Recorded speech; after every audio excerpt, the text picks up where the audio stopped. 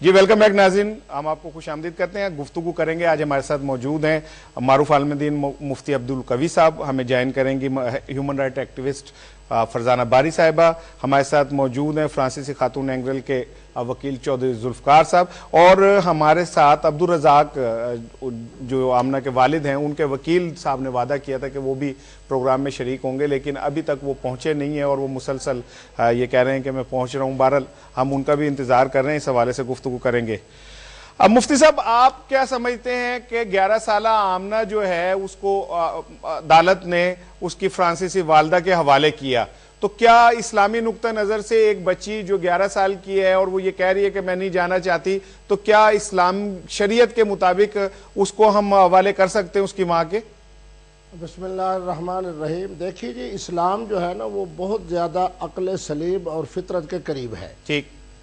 حضور کی شریعت مطہرہ اور آپ کے جو فراوین اور آپ کے جو اسوہ حسنہ ہے، لَقَدْ كَانَ لَكُمْ فِي رَسُولِ اللَّهِ أُسْوَةٌ حَسَنَةٌ، ہر مسئلے میں ہم نے رہنمائی اپنے نبی کامل سے حاصل کرنی ہے، اور ہمارے نبی کامل نے ہر حوالے سے ہر مسئلے میں ہماری رہنمائی فرمائی ہے. صحیح. حضور کے زمانے کے اندر میرے سامنے اس وقت 4 واقعات ایسے ہیں جی کہ ایک بچہ جس نے ابھی اس کی والدہ نے اس کو دودھ سے علیحدہ کیا تھا، یعنی اس کی عمر 2.5-3 سال کے لگ بھگ تھی، جب میاں اور بیوی کے درمیان اختلاف کی کیفیت بنی، مرد جو تھے انہوں نے اسلام قبول کیا، وہ صحابی رسول بنے، اور محترمہ جو تھی انہوں نے ابھی اسلام قبول نہیں کیا تھا. تو حضور نے اس بچے کو اپنے سامنے بٹھایا، ایک طرف اس کے والد کو بٹھایا، ایک طرف اس کی والدہ کو بٹھایا. حضور نے ان کو فرمایا کہ 3 دفعہ تم پیار کے ساتھ اس بچے کو تم اپنی طرف بلاؤ. تینوں نے یعنی دونوں نے، یعنی والد نے بھی اور والدہ نے، دونوں نے اس کو بلایا. بچہ پہلے ماں کی طرف متوجہ ہوا، پھر باپ کی طرف متوجہ ہوا، حتیٰ کہ چلتے ہوئے اپنے باپ کی طرف جب گیا تو حضور نے فرمایا کہ اب یہ بچہ جو ہے وہ باپ کے پاس رہے گا. جس دین رحمت نے 3 سال کے بچے کے لیے اتنا بہترین ہمیں لائے عمل، اتنا بہترین اسوہ حسنہ دیا ہوگا، مجھے تو درد دل سے یہ کہنا ہے کہ ہمارے اگر فاضل جج صاحب نبی رحمت کے اسوہ حسنہ سے رہنمائی حاصل کر لیتے، اور اس کے بارے کے اندر جسٹس کاؤس کے فیصلے موجود ہیں، جسٹس محمد شفیع کے فیصلے موجود ہیں کہ 7 سال کے بعد خواہ بچہ ہو یا بچی ہو، ان کے بارے میں وہی فیصلہ ہوگا جو کچھ کہ بچہ اور بچی چاہیں گے.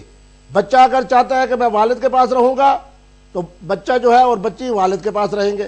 اگر بچہ اور بچی یہ چاہتے ہیں کہ وہ اپنی والدہ کے پاس رہیں گے تو ان کو اپنی والدہ کے ہاں رہنا ہوگا. جب دین جیسی نعمت، لا اکراہ فی الدین، جب دین کے معاملے کے اندر شریعت کہتی ہے کہ جبر درست نہیں، تو اس طرح ہم کیسے یہ کر سکتے ہیں کہ جناب ایک بچی روتی ہوئی، چیختی ہوئی، پکارتی ہوئی وہ بار بار یہ بات کہہ رہی ہے کہ میں اپنے بابا کے ساتھ رہنا چاہتی ہوں.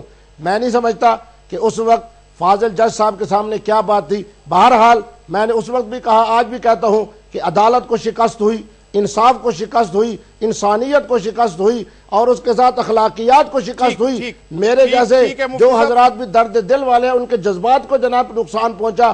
خدا را یہ فیصلہ جو ہے جو کیا گیا ہے اس کے اوپر جتنا رویا جائے، جتنا افسوس کیا جائے، میں سمجھتا ہوں کہ جج صاحب کا ضمیر بھی انہیں ملامت کر رہا ہوگا. میں تو خود عوامی آدمی ہوں، مجھ سے لوگوں کا تعلق رہتا ہے، سب کے جذبات یہی ہے کہ جج صاحب نے جو فیصلہ کیا ہے وہ پاکستان کے قانون کے بھی خلاف ہے، شریعت اسلامیہ کے بھی خلاف ہے، اخلاقیات کے بھی خلاف ہے، اور انسانیت کے بھی خلاف ہے. جی مفتی صاحب وہ ٹھیک ہے، لیکن بات یہ کہ اسی لیے تو کہتے ہیں کہ قانون اندھا ہوتا ہے. قانون جذبات نہیں دیکھتا، قانون تو فیصلے دیکھتا ہے، قانون تو رولز دیکھتا ہے جو قانون کا حصہ ہوتے ہیں. تو آپ کیا سمجھتے ہیں کہ جب یہ بات طے ہے کہ 7 سالہ بچی جو ہے اس کو، اور بچہ ہو یا بچی ہو، تو اس کو حق ہوتا ہے وہ اپنی رائے دینے کا، تو پھر کیا وجہ بنی 11 سال کی بچی کو جب وہ اتنا چیختی چلاتی بھی رہی؟ ہو سکتا ہے بین الاقوامی قانون کوئی جو ہے وہ راستے میں آ گیا ہو. دیکھیں جی، صورتحال یہ ہے کہ میں تو خود دین کا اور شریعت کا اور حدیث کا طالب علم ہوں. دنیا کے بہت سے ممالک کا میں نے سفر کیا ہے. میری اپنی اسلامی عدالت ہے، اس کے اندر میرے پاس مختلف قسم کے جناب اس طرح کے کیسز آتے ہیں. اس وقت اسلامی جتنے بھی ممالک ہیں اور خود یورپ کے جو قوانین ہیں ان کے مطابق بھی بچہ جب عقل و شعور والا ہو جائے اسے اختیار دیا جاتا ہے کہ وہ اپنی مزید زندگی گزارنے کے لیے الحضانہ، عربی کے اندر کہتے ہیں حضانت کا معنی ہے پرورش کرنا، اور پرورش کے لیے جو بنیادی اصول تمام دنیا کے قوانین نے بنایا وہ یہ ہے کہ بچے کا تحفظ کہاں ہے، بچے کی خیر خواہی کہاں ہے، بچے کے لیے بہبودی کے حوالے سے کون سی جگہ بہتر ہے؟ والد بہتر ہے یا والدہ بہتر ہے؟ پورا کا پورا پرورش اور حضانت کا نظام جو ہے وہ بچے کی بہبود اور فلاح پر ہے۔ اینگرل کے جو وکیل ہیں ہم ان سے بھی بات کرتے ہیں۔ چوہے صاحب کیا پوری سٹوری آپ ذرا تھوڑی سی ہمیں بتائیے کہ کس وجہ سے ایک عدالت نے وہ اس بچی کو والدہ کے حوالے کیا ہے؟ دیکھیے جی، میں سمجھتا ہوں کہ جذبات کی بات نہیں ہے، قانون کی بات کرنی چاہیے۔ قانون یہ ہے کہ اس بچی کی والد نے جب شادی کی 99 میں اور جب سیپریشن ہوگی دونوں فریقین کے درمیان تو فرینچ کورٹ نے اس کی کسٹڈی اس کی ماں کو دے دی۔ صحیح۔ جب کسٹڈی اس کی ماں کو مل گئی تو اس کے باپ نے اس کو ریموو کر کے انلیگل اس کی وشز کے خلاف اس کو پاکستان لے آیا۔ اس کو پاکستان لانے کے بعد اس کے خلاف انٹرنیشنل ریڈ وارنٹ جو ہے وہ جاری ہو گیا۔ صحیح۔ اس کے باوجود چونکہ ہم نے جو ہے وہ ہی کنونشن سائن نہیں کیا ہوا تو اس خاتون کو یہاں پہ پاکستان میں آ کے جو ہے جرمن خاتون نے اپنا بچی کے لیے کسٹڈی کا دعویٰ جو ہے فالیہ کی گارڈین کورٹ میں دائر کیا، اور اسی فالیہ کی کورٹ میں جو ہے اس کے والد کا بھی جو تھا وہ گارڈین کی پٹیشن تھی۔ دونوں کو کنسولیڈیٹ کر کے گارڈین جج فیصلہ جو فالیہ ضلع منڈی بہاؤدین ہے انہوں نے 2008 میں جو ہے وہ فیصلہ کیا، اور فیصلے کے مطابق گارڈین جج نے دونوں پارٹیوں کی ایویڈنس لی، حالات و واقعات دیکھے، اور اس کے بعد اس کا فیصلہ جو ہے وہ ماں کے حق میں کر دیا۔ ٹھیک ہے چوہے صاحب، لیکن ایک سوال میں یہ آپ سے پوچھنا چاہ رہا تھا کہ جو وہ خاتون ہیں وہ مسلمان نہیں ہیں، بچی مسلمان ہے، عدالت کو بھی اس بات کا پتہ ہے کہ جب یہ بچی وہاں جائے گی تو ڈیفینیٹلی وہ ایک اسلامک معاشرے کا حصہ نہیں رہے گی، تو کیا جو قانون ہے وہ اس حوالے سے اس کے اندر کہیں کوئی نرمی موجود نہیں ہے کہ مذہب انسان کا سب سے بڑا جو ہے وہ وے آف لائف ہوتا ہے، ہم اس کو تبدیل کرنے کے اندر قانون کی سہارا لے لیتے ہیں؟ سر بھائی بات یہ ہے کہ پہلے کبھی میرا خیال ہے کہ بات پہلے لوگوں تک پہنچی نہیں ہے، اور جو لوگ بلا وجہ اس چیز کو کرٹیسائز کر رہے ہیں ان کو یہ پتہ نہیں ہے کہ ہائی کورٹ کا فیصلہ ہے کیا، ہائی کورٹ کی لمیٹیشن کیا تھی۔ جج صاحب نے ہائی کورٹ نے میں چاہتا ہوں کہ میں پوری بات ایک دفعہ آپ کے ذریعے میڈیا کے ذریعے لوگوں کو لے جاؤں، اصل واقعات ہیں۔